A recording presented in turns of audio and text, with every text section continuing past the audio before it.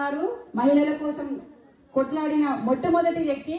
ఆ కళ ఈ రోజు మనకు నెరవేరబోతుంది. రేపు 16, 17, 18 తారీఖుల్లో మన పార్లమెంటులో మన మహిళా రిజర్వేషన్ బిల్లు 33% రిజర్వేషన్ అనేది మనకు సాధికారత. అంటే ఆ రోజు గొప్ప వ్యక్తి ఎప్పుడైతే తను తీసుకొచ్చిండ్రో ఈ రోజు అంటే ఇన్ని సంవత్సరాలు కూడా ఎవ్వరు చేయలేని ఆ నిర్ణయం ఎవరు తీసుకున్న ఆ నిర్ణయం ఈ రోజు మోదీ గారు మన కోసం మహిళలను గుర్తించి, అంటే ఒక మహిళ తన ఇంటిని ఎలా అయితే చక్కదిద్దుకుంటుందో అలాగనే దేశాన్ని కూడా చక్కదిద్దుతుంది.